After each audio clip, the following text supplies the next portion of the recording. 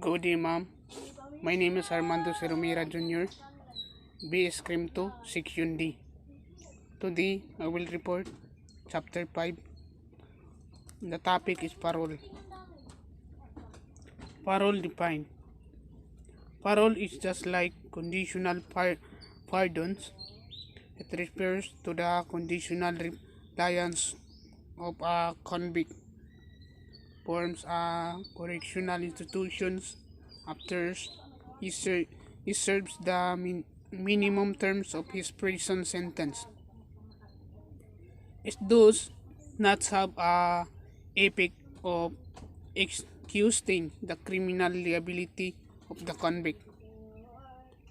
Parole is also described as a method of selectively reassessing offending forms institutions periods to completions of his maximum sentence, subject to conditions specified by the paroling authority.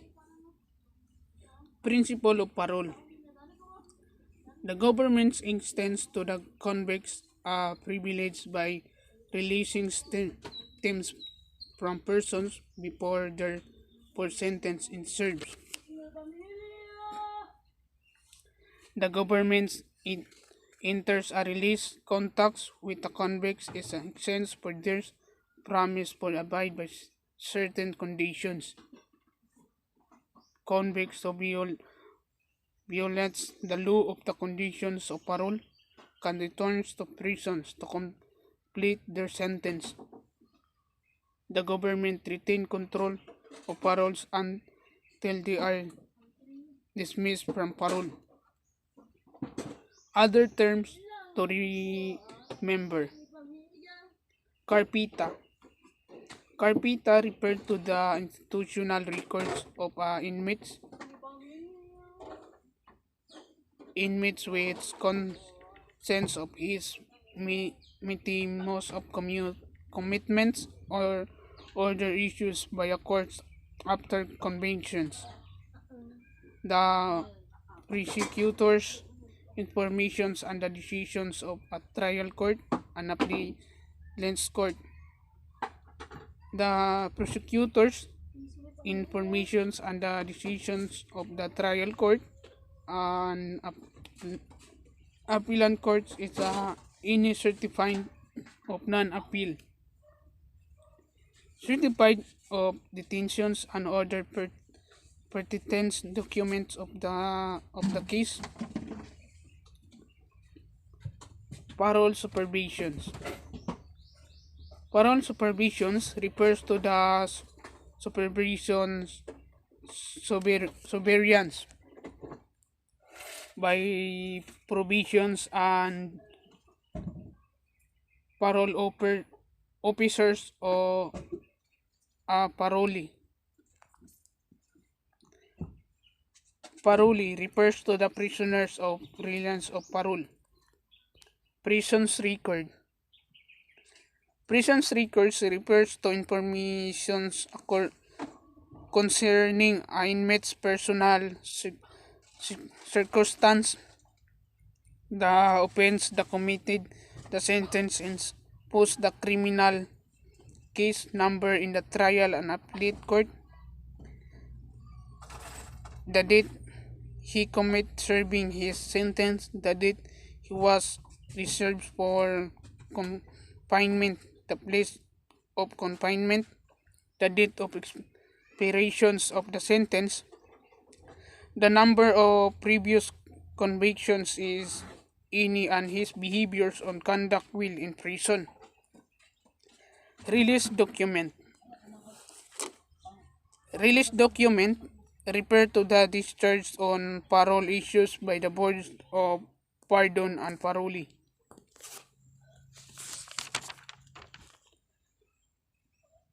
Inception's parole. Priors of the mid-19th centuries, most offenders were sentenced of the plus or determined sentence in prisons. Under this type of sentencing of offender deserves a specific amount of time to serve in persons to a specific crime. This created a major problem when prisons become crude and governors were forms to issues mass pardon or prisons warden has to randomly release offenders to make room for entering prisoner. Credit for developing early parole systems is usually given to a Englishman, Captain Alexander McConaughey, and extreme man Sir Walter Croton. Captain Alexander McConaughey, 1787 and 1860. In 1840, Maconochie was appointed governor of the notorious English penal colony at Northport Islands of the coast of Australia. At that time, England's criminals were being transported to Australians and docents to Northport Islands were considered with condescendment. They had been tripped to Australian from England and forms Australian to the island. Conditions were so bad that allegedly with who receives reform the death penalty with the first things communities this was to eliminate the plots the plot sentence structure used in the North Post at the times of his arrival. Type of anxiety disorder. Generalized anxiety disorder.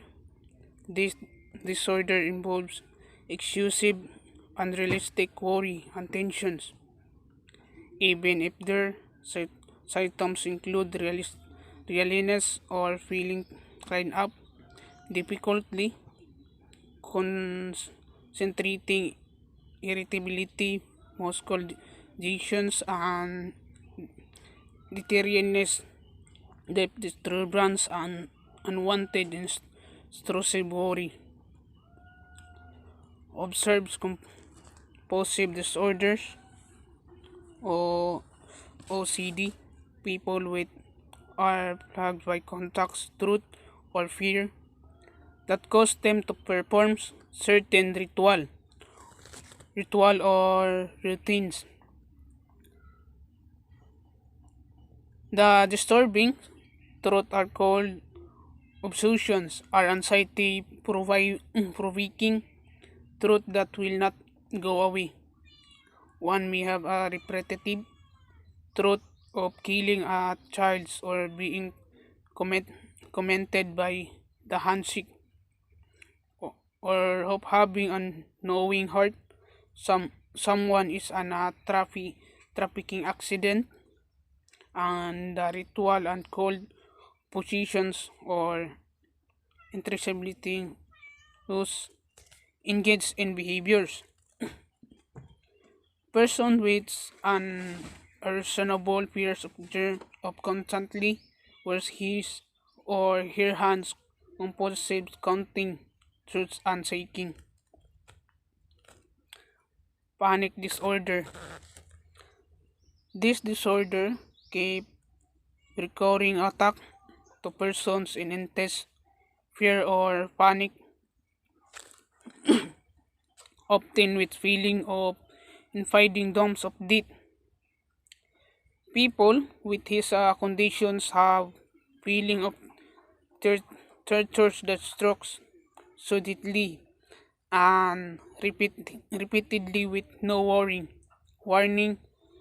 Other symptoms of a panic stroke include waiting with pain, palpitations, regular heartbeat, and feelings of shocking which has make the persons feel like he or she is having a heart attack of going crazy. Post-traumatic stress disorder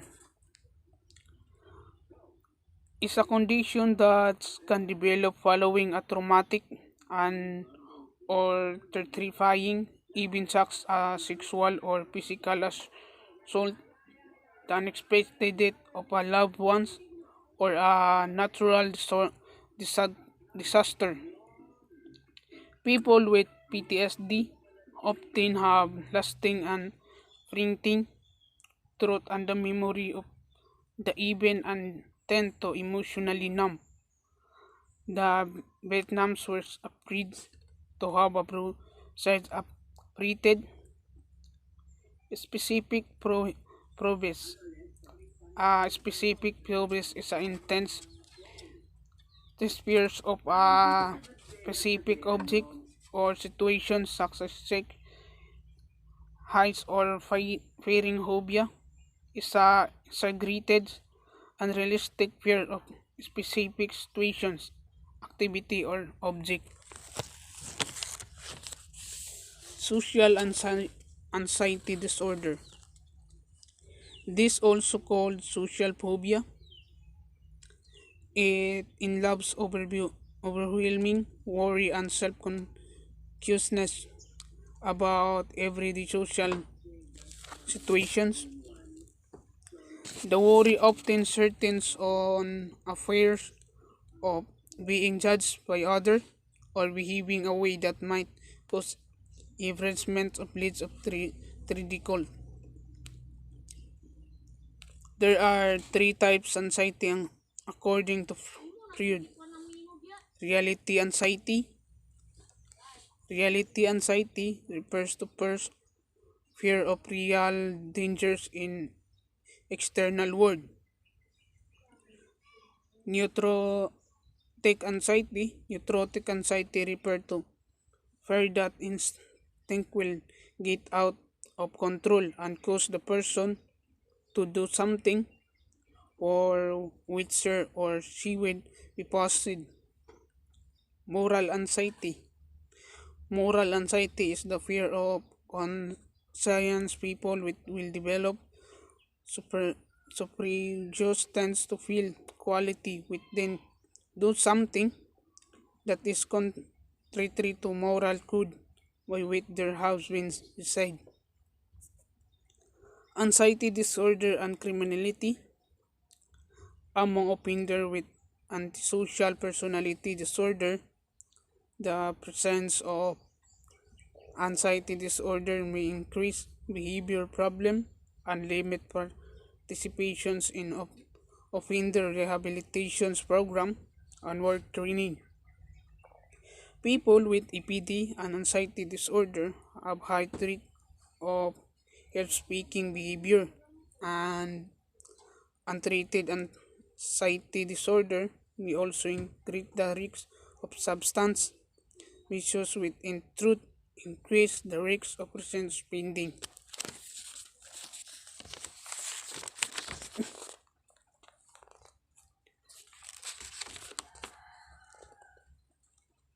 Delusional disorder false belief.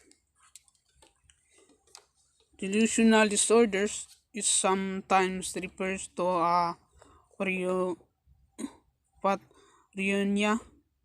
Delusions are false, sometimes even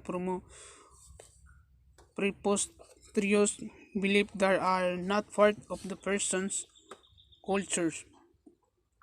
One might think, describes another opinions, the concept delusion disorders derives from the Greek word paranos. Paranoia para means beside with nouns means made, or in other words, it refers a made based in self